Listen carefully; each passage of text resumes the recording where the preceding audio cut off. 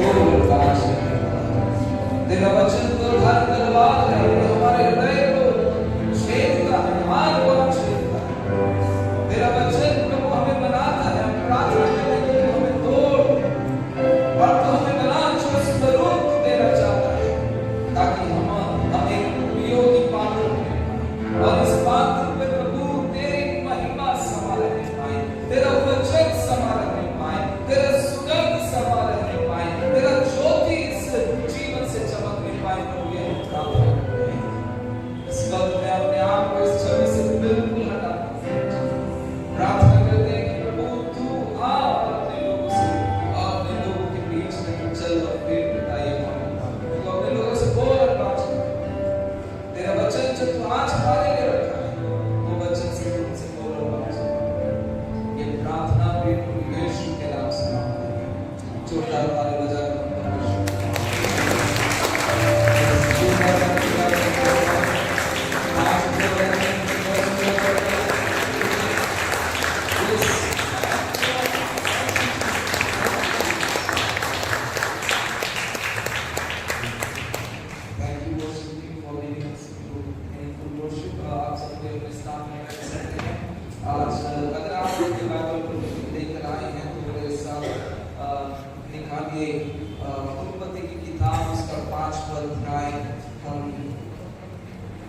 उत्पत्ति की किताब उसका 5वां अध्याय हम 21 से लेकर हम 22 तक पढ़ने जा रहे हैं। अगर आप बाइबल नहीं लाए हैं तो कृपया आप इस बात को सीखें कि कलीसिया जब भी आते हैं आप अपने बाइबल को जरूर लेकर आए। आप कोई क्योंकि ये जो किताब है, ये जो बाइबल है, ये कई सारे लोगों के हृदय को, लोगों के जीवन को परिवर्तन किया है। सो इससे कैरी करने में, इसे उठाकर बाइबल उठाकर कलीसिया में परमेश्वर के भवन में आने के लिए कभी भी न लजाएं। ये आपके लिए बोझ न होने पाए, लेकिन खुशी और आनंद के साथ, क्योंकि इसमें परमेश्वर का वचन है। परमेश्वर का वचन जो आपके हृदय को बदलता, हमारे हृदय को बदलता है, वो वचन हम परमेश्वर से आज पाए जा रहे हैं। तो मेरे साथ निकालिए उत्पत्ति की किताब उसका 5वां अध्याय 21 से लेकर हम 24 तक पढ़ेंगे। कोई भी ऊंचे स्वर से इस वचन को पढ़ने में सहायता करें। जब हनोक 65 वर्ष का हुआ तब उससे मत्सुल्यों का जन्म हुआ। मत्सुल्यों के जन्म के पश्चात हनोक 300 वर्ष तक परमेश्वर के साथ चलता रहा और उसके और भी बेटे बेटियां उत्पन्न हुई। इस प्रकार हनोक की आयु 365 वर्ष की हुई। हनोक परमेश्वर के साथ चलता था, पर फिर वो लोप हो गया क्योंकि परमेश्वर ने उसे उठा लिया। ओके, सो वो लोप हो गया क्योंकि वो परमेश्वर ने उसे उठा लिया। 22 वचन और 24 वचन को मैं आपके बीच में पढ़ना चाहूंगा। यहाँ पर इस प्रकार से बहुत ही मीनिंगफुल, बहुत ही खूबसूरत वचन है जो आज परमेश्वर आपसे और हमसे बोलने और बातचीत करने जा रहे हैं। इसी वचन से परमेश्वर आज हमें बातचीत करने जा रहे हैं। तो यहाँ पर इस प्रकार से लिखता है, 22 वचन को मैं पढ़ रहा हूँ। 22 वचन पर इस प्रकार से लिखता है, मतु से लेके जन्म के पश्चात हनोक 300 वर्ष तक परमेश्वर के साथ चलता रहा। मेरे साथ बोलिए, साथ चलता रहा। इसके साथ परमेश्वर के साथ चलता रहा। परमेश्वर के साथ बोले, जोर से बोले, परमेश्वर के साथ चलता रहा। ओके, और उसके और भी बेटे बेटियां उत्पन्न हुई। ओके, 24वें वचन को देखिए। 24वें वचन में फिर से इसी बात का जिक्र होता है। क्या लिखता है? हनोक परमेश्वर के साथ चलता था, फिर वह लोप हो गया क्योंकि परमेश्वर ने उसे उठा लिया। ओके, प्रभु ये वचन पढ़े और सुने जाने में हम सब आशीष दें। आज इस संध्या के समय जैसे हम इस बात को हम चर्चा करते हुए आ रहे हैं डिसाइपलशिप के विषय में। परमेश्वर इन दिनों में हमको डिसाइपलशिप, शिष्यता के विषय में हमें सिखा रहा है। ओके, शिष्यता का एक और बात है कि शिष्यता जो शिष्य होते हैं वो परमेश्वर के साथ चलते हैं, वो परमेश्वर के साथ चलते हैं। अगर आप पुराने नियम को देखेंगे, पुराने नियम में जब भी आप देखेंगे आपको ऐसे कई सारे ऐसे वचन आपको देखने को मिलेगा जहां पे परमेश्वर के लोग, जहां पर परमेश्वर से प्रेम रखते हैं,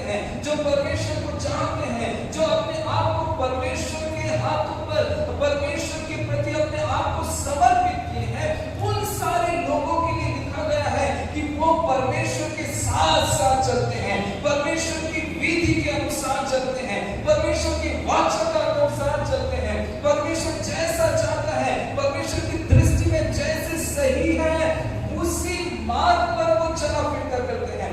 मैं आपके बीच में कई सारे वचन को मैं आपके बीच में पढ़ना चाहूंगा जहां पर इसी बात का जिक्र दिया गया है, इसी बात का जिक्र किया गया है कि आपको और हमें बाइबल पुराने नियम से हमें इस बात को सिखाया जा रहा है कि जब आप इस पृथ्वी पर पाए जाते हैं, अगर आप अपने आप को मसीह का सेवक या फिर मसीह से प्रेम करने वाले लोग कहते हैं, तो आपको और हमें एक बात करने की आवश्यकता है कि आपको और हमें परमेश्वर के साथ साथ चलने की आवश्यकता है, उसकी विधियों के अनुसार चलने की आवश्यकता है, उसकी प्रतिज्ञा के अनुसार आपको चलने की आवश्यकता है, उसकी दृष्टि में जो मार्ग सही है उन्हीं सारे मार्ग पर आपको और हमें चलने के लिए, आपको और हमें चलने के लिए परमेश्वर का वचन आज प्रोत्साहित करता है।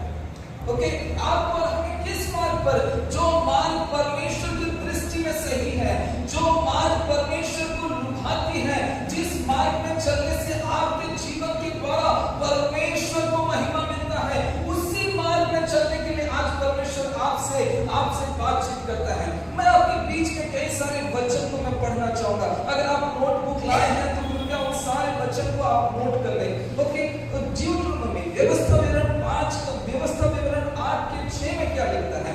व्यवस्था विवरण 8 के 6 में लिखता है, इसलिए ध्यान से सुनिए, इसलिए अपने परमेश्वर यहोवा की आज्ञाओं का पालन करते हुए उसके मार्ग पर चलना और उसका भय मानते रहना। क्या लिखा है वहां पर? लिखा है कि उसकी आज्ञाओं को पालन करते हुए उसके मार्ग पर चलने की आवश्यकता है। और उसके बाद 5 के 33 पर क्या लिखता है? 5 के 33 पर इस प्रकार से लिखता है कि जिस मार्ग में चलने की आज्ञा तुम्हारे परमेश्वर यहोवा ने तुमको दी है, उस सारे मार्ग पर चलते रहो कि तुम जीवित रहो और तुम्हारा भला हो, और जिस देश के तुम अधिकारी होगे उसमें तुम बहुत दिनों के लिए बने रहो। क्या लिखता है वहां पर? लिखता है कि जिस मार्ग में चलने की आज्ञा परमेश्वर ने तुम्हें दी है, तो जिस मार्ग में चलने की आज्ञा परमेश्वर ने तुम्हें दी है, उसी मार्ग में चलते रहो, उसका भय मानते रहो, उसका सम्मान करते रहो। आपकी मार्ग में चलने से, यानी कि परमेश्वर की मार्ग में चलने से जैसे परमेश्वर की महिमा हो, उसी मार्ग पर चलने की क्या करता है परमेश्वर का वचन आपसे आप बोलता है। ओके, और भी लेवितिकस उसके 26 के 3 और 4 में क्या लिखता है? लेवितिकस 26 के 3 और 4 में लिखता है, यदि तुम मेरी विधियों पर चलो और मेरी आज्ञाओं को मानकर उनका पालन करो, तो मैं तुम्हारे लिए समय समय पर मेघ बरसाऊंगा, तुम तथा भूमि अपनी उपज उपजाएगी और मैदान के वृक्ष अपने अपने फल देंगे। क्या लिखता है? आपके और हमारे चलने के द्वारा, परमेश्वर के मार्ग में चलने के द्वारा क्या होगा कि वो जो है हमारी भूमि में वो आशीष देगा, यानी कि वो वर्षा देगा, आशीष हम पा सकते हैं। परमेश्वर अगर हम उसके मार्ग पर चल रहे हैं, उसके पद चिन्हों के अनुसार अगर हम चल रहे हैं और उसके पद चिन्हों के अनुसार चल रहे हैं, उनकी आज्ञाओं को मानते हुए चल रहे हैं, परमेश्वर का वचन बोलता है कि मैं केवल और केवल तुम्हें आशीष नहीं दूंगा, लेकिन तुम्हारे चलने के द्वारा, क्योंकि तुमने मेरे मार्ग पर चला है, तो परमेश्वर का वचन बोलता है कि मैं तुम्हारे भूमि को भी आशीषित करूंगा, मैं तुम्हारे घर पर आशीष दूंगा, और तुम्हारे इस रीति से चलने के द्वारा मैं क्या करूंगा? मैं मेघ को बरसाऊंगा। ओके, और भी वचन है उत्पत्ति की किताब 5 के 22 में जिसके विषय हनोक के विषय में हमने पढ़ा कि वो परमेश्वर के साथ चलता रहा। उसके बाद उत्पत्ति की किताब 6 के 9 में देखिए, 6 के 9 में क्या लिखता है? नूह की वंशावली यह है, नूह धर्मी पुरुष और अपने समय के लोगों में खरा था, और नूह परमेश्वर ही के साथ साथ चलता रहा, परमेश्वर ही के साथ साथ चलता रहा। उत्पत्ति की किताब 17 के 1 में लिखता है, अब्राहम के विषय में लिखता है, वहां पर बोलता है जब अब्राहम 99 वर्ष का हो गया, तब यहोवा ने उसको दर्शन देकर कहा, मैं सर्वशक्तिमान ईश्वर हूं, मेरी उपस्थिति में चल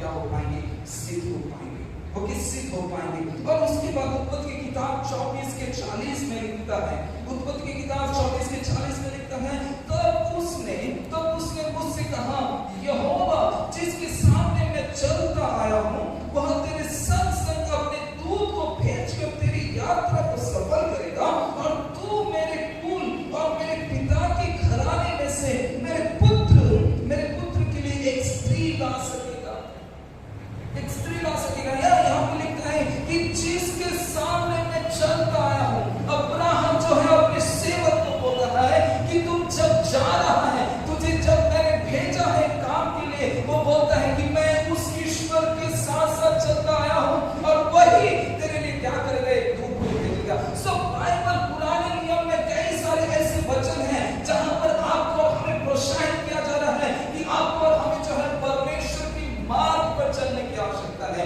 अगर डिसाइपल्स इन शिष्यता का यही खूबी है कि वो जो शिष्य है वो अपने मालिक के साथ साथ चलता है, वो अपने परमेश्वर ईश्वर के साथ साथ चलता है, उसके साथ अगर आप हिब्रू का मीनिंग देखें, है ना, परमेश्वर के साथ यानी कि परमेश्वर के साथ चलने का अगर आप इब्रानी में उसका मतलब देखें तो वहां पर बताया जाता है कि एक ऐसा जो अपने आप को सिद्ध करके, पवित्र करके, परमेश्वर की हथेली पर अपने जीवन को समर्पित करके उसने एक निर्णय लिया है कि वो परमेश्वर के साथ चलेगा, वो परमेश्वर के कर्मों के अनुसार चलेगा, परमेश्वर के वचन के अनुसार चलेगा, परमेश्वर के वायदे के अनुसार चलेगा। ये सारे क्या है कि परमेश्वर का वचन आज आपको और हमें सिखाता है कि आज आपको और हमें परमेश्वर के साथ साथ चलने की आवश्यकता है। हम अपने आप को मसीह कहते हैं, हम अपने आप को विश्वासी कहते हैं, तो परमेश्वर का वचन आज आपको प्रोत्साहित करता है कि उसी स्टेज पर मत रहना, लेकिन हनोक के समान, नूह के समान और बाकी दासियों के समान आपको और हमें परमेश्वर के वचन के अनुसार परमेश्वर के साथ साथ चलने की आवश्यकता है। आज सवाल यह है कि आज आपका चाल किसके साथ? सवाल है कि आज हम कैसे चल रहे हैं? क्या हम उस मार्ग पर चल रहे हैं जिस मार्ग पर चलने से परमेश्वर को महिमा मिलता है? क्या हम उस मार्ग पर चल रहे हैं जिस मार्ग में चलने से परमेश्वर हमारा प्रसन्न होता है? हनोक के विषय में इब्रानियों की किताब उसके 11 की 5 में लिखता है कि वो एक ऐसा चाल चला, उसके विषय में गवाही दिया जाता है कि वो विश्वास के साथ परमेश्वर के साथ चलता रहा और परमेश्वर उसके मार्गों से क्या हुआ? प्रसन्न हुआ, प्रसन्न हुआ। ये सिर्फ परमेश्वर आपको इनकरेज नहीं कर रहा है, लेकिन ऐसे कई सारे राजा लोगों की कहानी हम देखते हैं जहां पर कई सारे वचन मैं आपके बीच में रख सकता हूं, है ना। दूसरा इतिहास उसके 20 के 32 में यहोशापात के विषय में लिखता है, वह अपने पिता आशा की लीक पर चला और उससे न मुड़ा, अर्थात जो यहोवा की दृष्टि में ठीक है वही करता रहा। दूसरा राजा 18 का 1 से 7 पर, है ना, वहां पर देखते हैं हिजकिय्याह के विषय में लिखता है। हिजकिय्याह के विषय में भी यही बात बोला जाता है, वह यहोवा से लिपटा रहा और उसके पीछे चलना ना छोड़ा। लिखता है कि हिजकिय्याह परमेश्वर के साथ लिपटा रहा, मानो जैसे एक बच्चा, मानो एक जैसे छोटा बच्चा अपने मां से लिपटा रहता है। वो हिजकिय्याह अपने परमेश्वर के वचन से, परमेश्वर की वचनों से, परमेश्वर की मार्ग से लिपटा रहा और उसी के अनुसार वो क्या किया? वो चलता रहा। होशिया के विषय में दूसरा राजा 22 के 1 से 2 में होशिया के विषय में लिखता है, उसने वह किया जो यहोवा की दृष्टि में ठीक है और जिस मार्ग पर उसका मूल पुरुष दाऊद चला ठीक उसी पर वह भी चला और उससे ना तो दाहिना और ना तो बाईं ओर मुड़ा। दाऊद जिस मार्ग पर चल रहा था, दाऊद जिस परमेश्वर के मार्ग पर चल रहा था, वो बोलता है दूसरा राजा 22 के 1 से 2 में बोलता है कि योशिया भी जो है वो उसके मूल पुरुष यानी कि दाऊद के पद चिन्ह पर चला। पहला राजा 9 के 4 पर, है ना, सुलेमान को जब परमेश्वर दर्शन देता है वहां पर इसी प्रकार से बोलता है कि तू क्या कर, तू मेरे मार्ग पर चलता जा, तू मेरे मार्ग पर चलता जा। तब मैं तेरे राज्य को क्या करूंगा, बढ़ाऊंगा और उसे स्थिर करूंगा। आज परमेश्वर का वचन आपसे, हम के जीवन से बात करता है कि आपको और हमें इनकरेज करता है कि आपको और हमें अपने चाल के विषय में देखने की आवश्यकता। आज हम किस रीति से चल रहे हैं, है ना? अनोखे विषय में बस 2 ही विषय लिखा है और उसके बाद नए नियम में हम जब देखते हैं तो उसके विषय में केस बने दिया जाता है, एक गवाही को वहां पर दिया जाता है और वहां पर बोलता है कि हनोक विश्वास के साथ परमेश्वर के साथ चलता रहा और उसका मार्ग में जब वो चल रहा है तो वो ऐसे चला और कि उसके मार्ग से परमेश्वर भी प्रसन्न रहा, परमेश्वर भी प्रसन्न रहा। उसके विषय में और कोई जगह पर और उसके विषय में ज्यादा डिस्क्राइब नहीं किया गया, लेकिन मात्र 2 वचन में इतनी बड़ी बात कह दी कि वो बोलता है कि वो परमेश्वर के साथ। आप कहेंगे कि पास्टर जी परमेश्वर के रास्ते, परमेश्वर के मार्ग में चलना बहुत कठिन है, दुनियादारी की बातें हैं, चारों तरफ माया है, चारों तरफ बहुत सारे टेम्पटेशन है, हमें चलना, हमें उसी परमेश्वर के साथ जुड़े रहना बहुत मुश्किल होता है। काम धंधे हैं, टेम्पटेशन है, परीक्षाएं हैं, प्रलोभन है, कई सारी ऐसी बातें हैं जो हमें परमेश्वर के मार्ग से दूर करता। तो मैं आपको बता दूं, हनोक के समय में भी परिस्थिति सही नहीं थी। हनोक के समय में आत्मिकता जो है पूरी रीति से प्रतन थी और 6वें अध्याय में जब हम आते हैं तो वहां पर मनुष्य जाति की दुष्टता के विषय में लिखता है कि किस प्रकार से मनुष्य जाति जो है वो दिन प्रतिदिन आत्मिकता से गिर रहा है और दुष्टता के काम पर लिप्त पाया जाता है। लेकिन फिर भी हनोक ने इस प्रकार का डिसीजन लिया कि चाहे कुछ भी हो जाए, चाहे मेरे चारों तरफ पाप बढ़े, मर्डर हो, नाना प्रकार की परिस्थिति क्यों ना हो, आत्मिकता पूरी रीति से खत्म हो जाए, लेकिन मैं एक ऐसा व्यक्ति रहूंगा जो अपने आप को पवित्र करते हुए, सिद्ध करते हुए डिसीजन लेके मैं परमेश्वर की मां। उत्पत्ति की किताब को पढ़ेंगे तो वहां पर आपको देखने को मिलेगा, शुरुआत से पढ़ेंगे तो सब कुछ सही लगता है, लेकिन वहां पर कई सारी चीजों की शुरुआत है। पाप जगत पर प्रवेश करता है, पाप जगत पर प्रवेश करता है। एक भाई दूसरे भाई का मर्डर कर देता है। आत्मिकता का नाम वहां पर आत्मिकता के विषय वहां पर किसी प्रकार की बात नहीं दी जाती। 6वें अध्याय में जब करेंगे तो आपको देखने को मिलेगा कि मनुष्य जाति की दुष्टता के विषय में वहां पर बात करता है और पाप इतना बढ़ जाता है मनुष्य के बीच में, मनुष्य जाति के बीच में पाप इतना बढ़ जाता है कि परमेश्वर को डिसीजन लेना पड़ता है कि वो फ्लड लाके क्या करे, वहां से उस जाति को समाप्त कर दे। लेकिन ये बंदा उसी सिचुएशन पे रहकर वो निर्णय लेता है कि मैं परमेश्वर के साथ चलूंगा। तो चाहे मर्डर हो, मुझे मर्डर हो रहा है, पाप बढ़ रहा है, परीक्षाएं बहुत हो रही है, शैतान का काम दिन प्रतिदिन बढ़ रहा है, लोग परमेश्वर से दूर होते जा रहे हैं, लेकिन मैं जो हूं वो परमेश्वर के मार्ग पर चलूंगा। अपने आप को केन के डिसेंडेंट से मैं अपने आप को वंचित रखूंगा, अपने आप को सेपरेट कर अपने आप को दुनियादारी से सेपरेट कर पाप से सेपरेट कर लोगों से सेपरेट करके, जो अशुद्ध बात बोलते हैं, जो पापों से खुश होते हैं, जो नाना प्रकार के व्यभिचारों से खुश होते हैं, उन सारी चीजों से मैं अपने आप को अलग करके मैं परमेश्वर के मार्ग पर चलता रहूंगा। और हनोक उसी समय पर परमेश्वर के मार्ग में चला जब उसके चारों दिशाओं में पाप बढ़ रहा था, लोग अपने मार्ग में चल रहे थे, लेकिन हनोक ने डिसीजन लिया कि मैं तेरे मार्ग पर चलता रहूंगा।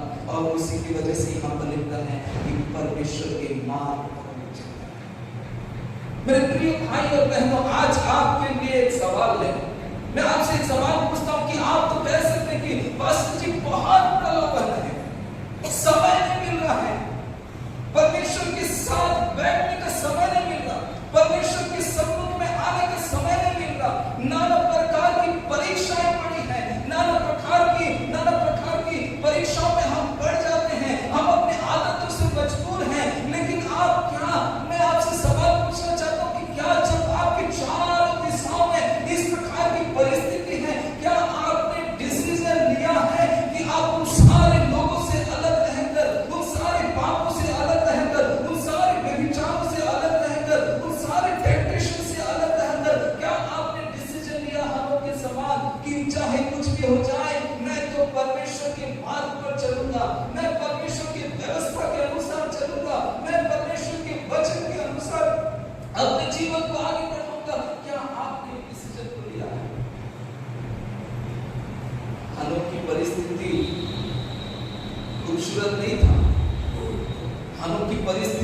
इतना खूबसूरत नहीं था कि उसे चलने में आसानी होता। पहली बार मर्डर हुआ, पहली बार पाप बढ़ रहा है, पहली बार पाप जो है जगत पर वो एंट्री कर रहा है, एंट्री मार रहा है, धोखा दिया जा रहा है, मर्डर किया जा रहा है। लोग आत्मिक रीति से पूरी रीति से खत्म हो चुके हैं। चौथे छठवें अध्याय में देखिए, वहां पर टाइटल ही आपको दिखा, टाइटल ही पढ़ के आप डर जाएंगे। वहां पर लिखा मनुष्य जाति की दुष्टता, इतना पाप बढ़ रहा है, चारों दिशाओं में पाप बढ़ रहा है। लेकिन हनोक ने एक डिसीजन लिया कि मैं परमेश्वर के मार्ग पर चलता, मैं परमेश्वर के मार्ग पर चलता।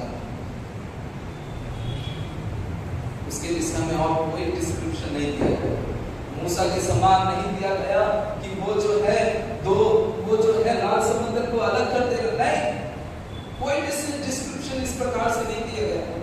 उसके विषय में नहीं लिखा गया कि उसने चट्टान पर लाठी मारा और वहां से पानी निकलने लगा, नहीं।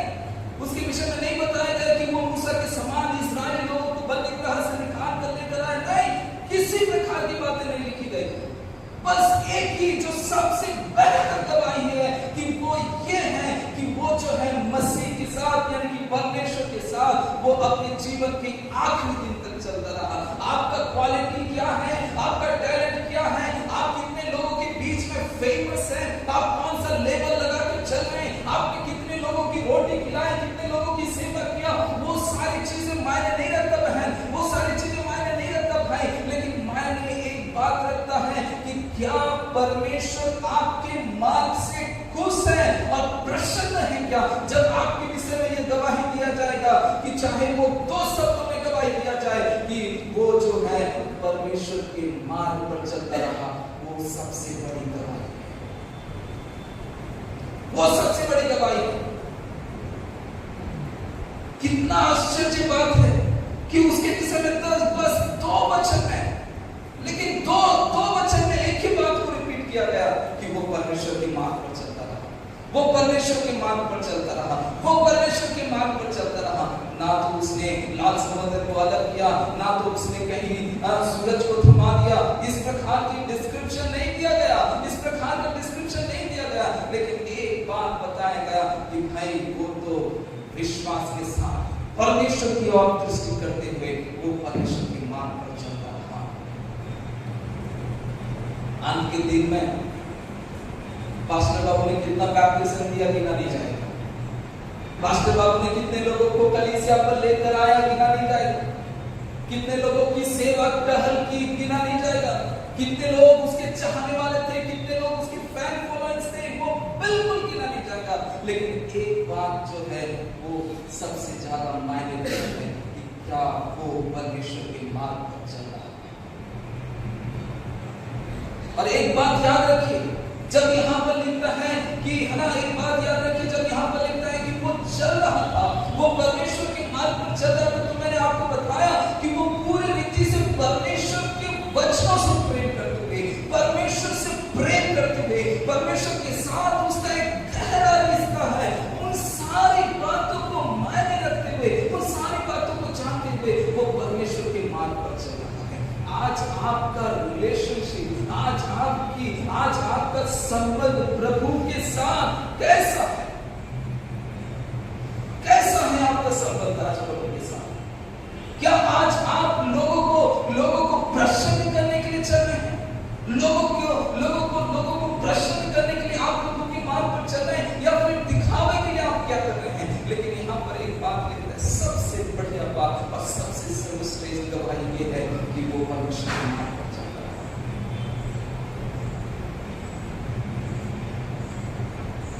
मैं क्या कर रहा हूँ, मैं कहाँ जा रहा हूँ, मैं कितने जगह में प्रचार किया, मैं कहाँ कितने लोगों को खिलाया पिलाया सेवा किया, कितने लोग मेरे नाम के आगे क्या है क्या नहीं है, कुछ मायने नहीं रखता।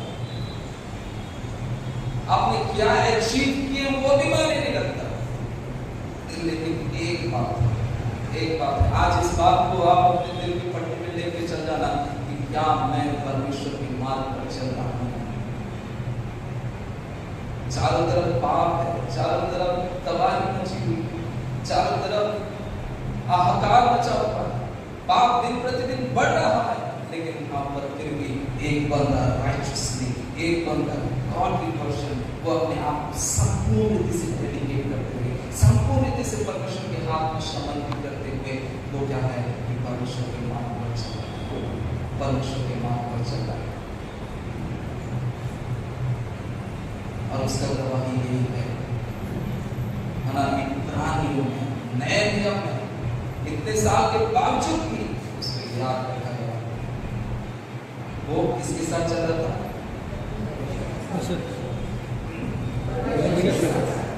परमेश्वर के साथ। आज एक सवाल पूछ के समय समाप्त होता है। आपका चाल आज किसके साथ? आप किसके साथ चल रहे हैं? आज आप किसके साथ चल रहे हैं? क्या आज आप परमेश्वर के मार्ग पर चल रहे हैं? वहां पर देखिए पाप बढ़ रहे थे, बढ़ रहा था, दुष्टता बढ़ रही थी, आत्मिकता का कुछ पता नहीं था, लेकिन फिर भी एक मनुष्य हलो अपने आप को संपूर्ण रीति से डेडिकेट करते थे, वो परमेश्वर के मार्ग पर चला, क्योंकि वो परमेश्वर पर चला। आज क्या जब चारों दिशाओं में आपके इर्द गिर्द में जब काम बढ़ रहा है, लोग बुराई में फंस रहे हैं, लोग एडिक्शन में फंस रहे हैं, क्या आपका ये डिसीजन है? क्या आप इस बात का निर्णय ले पा रहे हैं कि नहीं प्रभु, चाहे मेरे चारों तरफ कैसा भी क्यों ना हो, लेकिन मैं तेरे पीछे चलूंगा, मैं तेरे मार्ग पर चलूंगा, मैं तेरे कदमों के अनुसार चलूंगा, तेरे वचन से प्रेम रखूंगा और तेरे वचन के अनुसार मैं अपने जीवन को आगे बढ़ाऊंगा। या फिर आप भी वो एक ऐसे बंदे हैं जो फंसे हुए हैं, किसी ना किसी जाल पर फंसे हुए हैं, और आप निकलना चाहते हैं, कि बोलना चाहते हैं कि प्रभु मैं फंसा हुआ हूँ, इस बात में मैं फंसा हुआ हूँ, इन सारी बुरी आदतों में फंसा हुआ हूँ, प्रभु मेरी सहायता कर। तो आपको आज प्रार्थना करने की आवश्यकता है, आज आपको निर्णय लेने की आवश्यकता है कि प्रभु मैं इस जाल पर कई दिनों से फंसा हूँ, इस पाप में मैं कई दिनों से फंसा हुआ हूँ, इस आदतों में मैं कई दिनों से फंसा हुआ हूँ, प्रभु तू मेरी सहायता कर कि मैं तेरे मार्ग पर चलने पाऊं।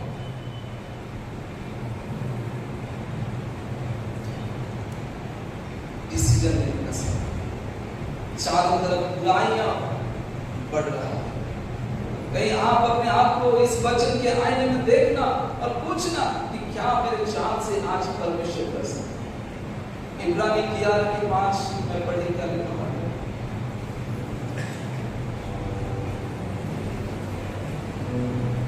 ग्यारह के 5 में लिखता है, विश्वास ही से हनोक उठा लिया कि मृत्यु को ना देखे, और उसका पता नहीं चला क्योंकि परमेश्वर ने उसे उठा लिया था, और उसके उठाए जाने से पहले उसकी यह गवाही दी गई थी कि उसने परमेश्वर को प्रसन्न किया। क्या आज आपके चाल चलन से, आपके व्यवहार से, आपकी बोली चाली से, आपके ड्रेसिंग सेंस से, जवानों यहाँ पर कितने हैं उनसे मैं बात कर रहा हूँ, क्या आज आपके जीवन से, आपकी आदतों से, आपकी बोली चाली से, आपकी ड्रेसिंग से परमेश्वर प्रसन्न नहीं आता? बहनों आपके जीवन से क्या आज परमेश्वर प्रसन्न हो पा रहा है? भाइयों आपके जीवन से क्या आज परमेश्वर प्रसन्न हो पा रहा है? हनो परमेश्वर के साथ साथ चलता था, उसकी यही गवाही थी। गवाही दूसरा कुछ और नहीं था, लेकिन गवाही यही था कि वो परमेश्वर के साथ चलता। आइए हम परमेश्वर की उपस्थिति में खड़े हो जाएं और अपने आप को डेडिकेट करें। अगर आप चाहते हैं कि आप परमेश्वर से प्रार्थना करें कि प्रभु मैं तेरे मार्ग पर चलने में हूँ, मैंने कई बार डिसीजन, लेकिन मैं तेरे मार्ग पर चलने, मेरी सहायता और मदद करके प्रभु मैं तेरे मार्ग में चलता हूँ।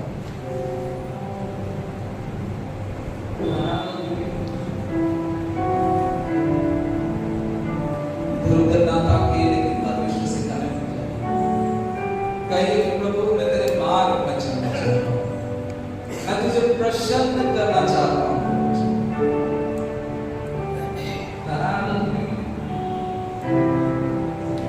बुराई से भागिए, गंदी आदतों से भागिए, इधर उधर के संपर्कों से भागिए,